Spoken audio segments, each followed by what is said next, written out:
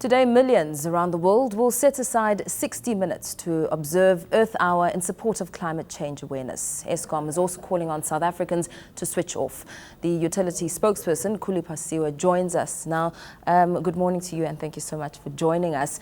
Earth Hour today, talk us through the significance and what it really means. Well, as you correctly mentioned, South Africa will be joining the rest of the globe, or many parts of the globe tonight, basically where we are urging our electricity users to switch off electricity for at least 1 hour between 8:30 and 9:30, so that we can observe or at least conscientize people about the importance of climate change. We will know that in South Africa in particular, about 90% of our power is being produced through coal, and the more electricity we use, the more coal we burn, and the more greenhouse gas emissions we emit. So if we reduce our consumption of electricity, it means that we'll burn less coal. That will help us in terms of preserving our climate. I know that, this has been happening for years, and you've measured the savings in previous years to see how much of an impact it made. How much did it make, and how much of an impact did it make last year, and what's expected for this year? Well, last year South Africans were able to save 515 megawatts, which is electricity equivalent to what a town like Polokwane would use per hour. And then the biggest saving that we have received so far since we started participating with this program when it was launched in 2007 was in 2013. In 2013, South Africans saved just over 629 megawatts. We are hoping that tonight we will be able to match that record, or even potentially even beating it. And how does this assist in serving your sustainable development goals as Eskom? Well, our ambition as a nation and also as Eskom is to reduce our greenhouse gas emissions. We currently are buying about 4,000 megawatts from renewable energy projects. This is part of our plan as a nation to reduce our dependence on coal, but we also are investing ourselves in renewable energy projects. We have already a wind farm which is operating in the Western Cape.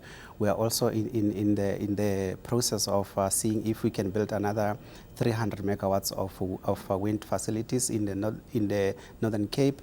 So this is part of our plan ultimately as a nation to gradually make sure that we reduce our dependence on coal, but to also to diversify our energy output. Khulu, let's move to another topic quickly. You have signed an agreement with the State Security Agency on security vetting. Talk us through this process and what it actually means. Well, for many people who are working at our national key points, especially power stations and such facilities, they need to be vetted.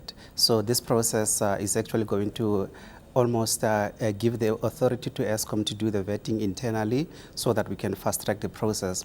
Generally, as you know, the vetting so far is done by the State Security Agency, and it takes a bit of time, sometimes up to over a year. But now that we have been given permission to do it ourselves, we will see that we expedite the process to make sure that people who are meant to work for our at our power stations and the national control are vetted as quickly as possible.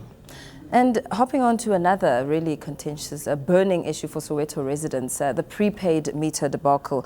We saw MPs meeting yesterday and talking in length about it. And one of the points that came out is that, the communication wasn't as great as it should have been. And perhaps Eskom will need to revisit the intentions and weigh out the advantages and disadvantages. What do you have to say to that? Well, yes, we do acknowledge that there's the scope for us to re-engage the communities, but as the parliamentarians have heard, it's not like we have never really met with the communities. Some of them, when we do call meetings, they do not attend, but obviously, as you correctly mentioned, there's a scope for us to go back and speak to the communities and explain to them the rationale of having prepaid meters, because the issue for many of them at least is not that they don't want prepaid meters. They are saying they just need some education as to how it works, how different it will be from the conventional meters, and it's something that we as Eskom are willing to do.